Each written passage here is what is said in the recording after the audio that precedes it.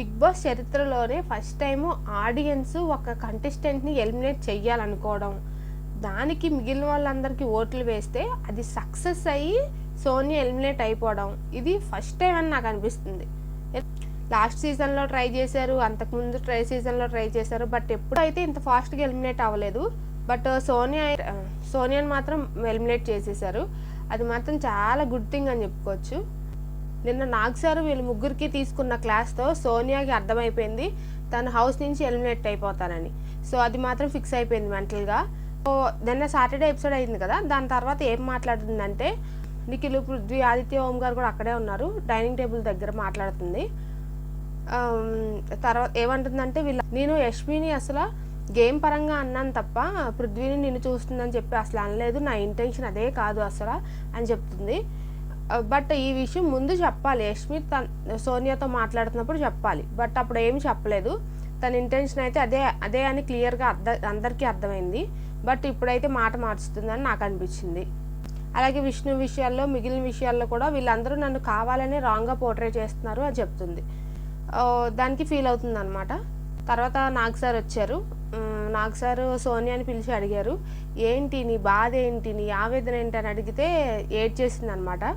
ఏడ్చేసి ఏం లేదు sir, it's okay, ఏం లేదు అని చెప్పింది.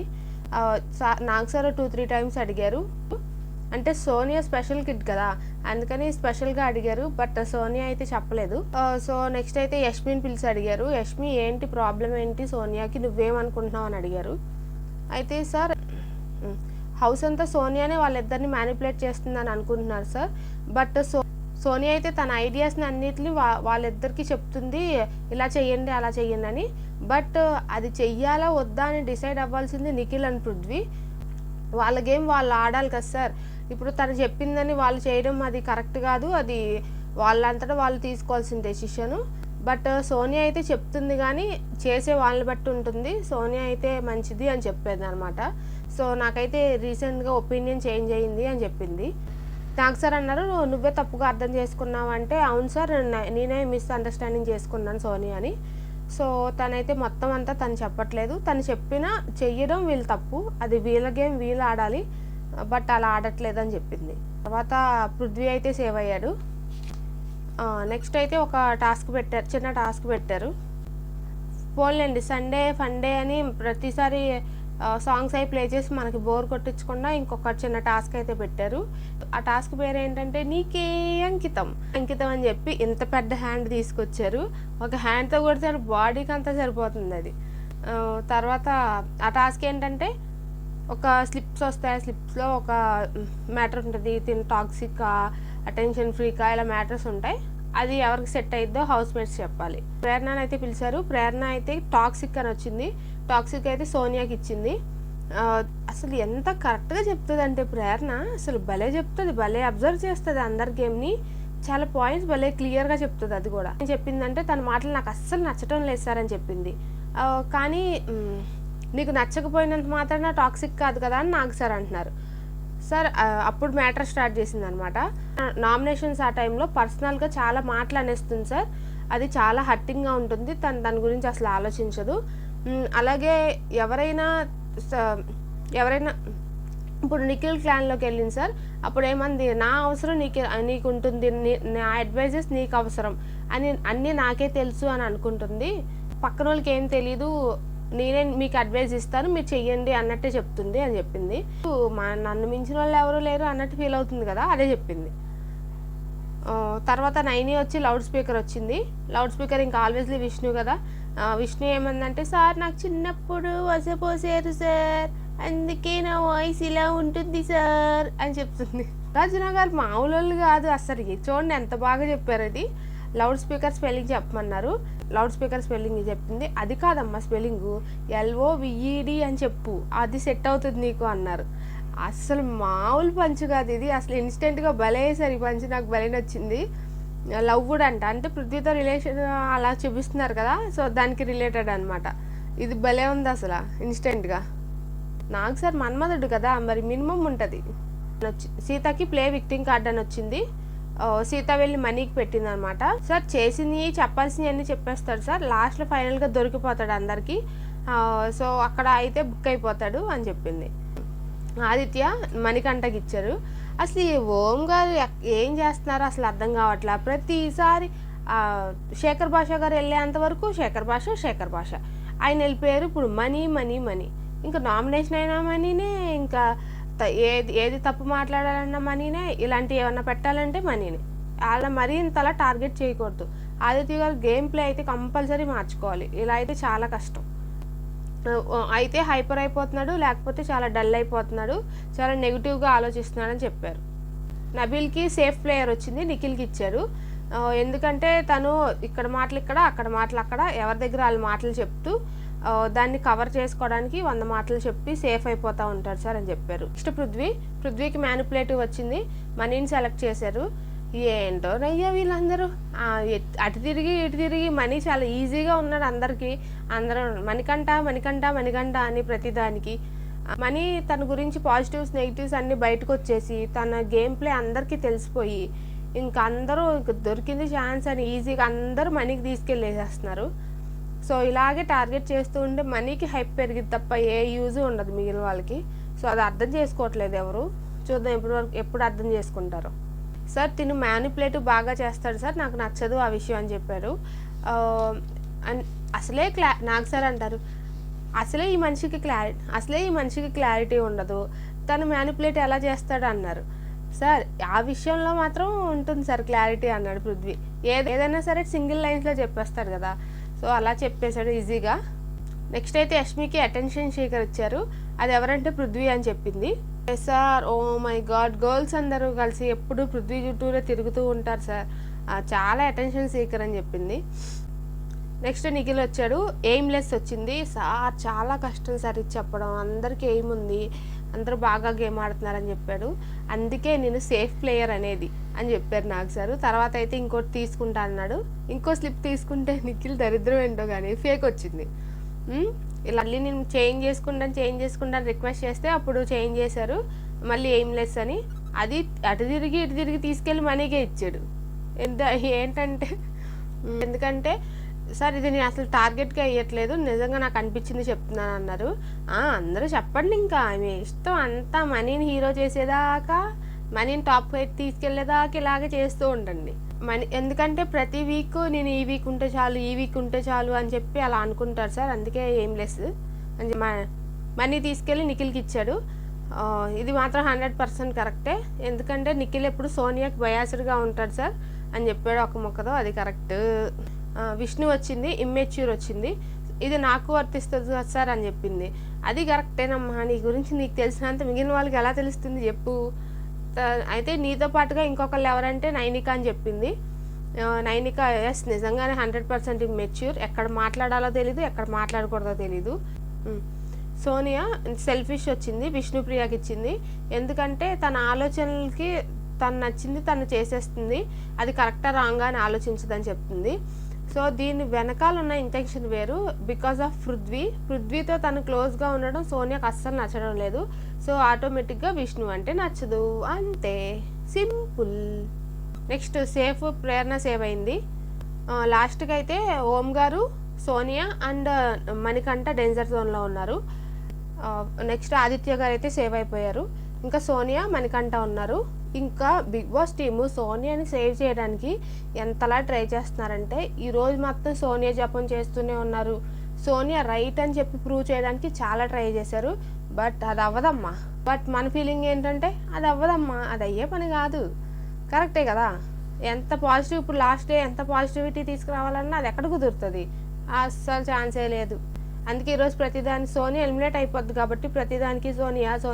ఈరోజు సోనియా అలాగే ఎలిమినేట్ అని తెలుసు కాబట్టి నాకు సార్ ప్రతిసారి సోనియా స్వీట్ సోనియా అని సోనియాని పిలుస్తూనే ఉన్నారు.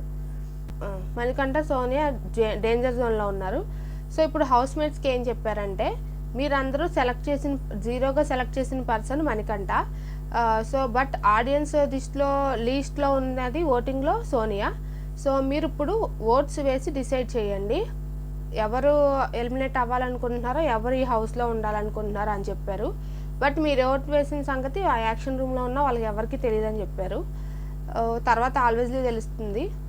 తర్వాత ఏమైందంటే సోనియా కోసం ఎవరు నిలబడతారా అలాగే మణికంఠ కోసం ఎవరు నిలబడతారో చెప్పండి అన్నారు. సో ఫస్ట్ మణికంఠ గురించి అడిగారు. మణికంఠ కోసం విష్ణుప్రియ, ప్రేరణ, సీత, యష్మి, నబీల్ అండ్ ఆదిత్య ఓం గారు నించున్నారు 6 మెంబర్స్.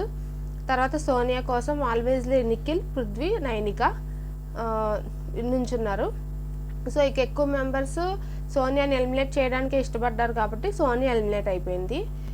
ఈ లాస్ట్ మినిట్లో కూడా సోనియాని సేవ్ చేయడానికి బిగ్ బాస్ నానా తంటాలు పడ్డాడు.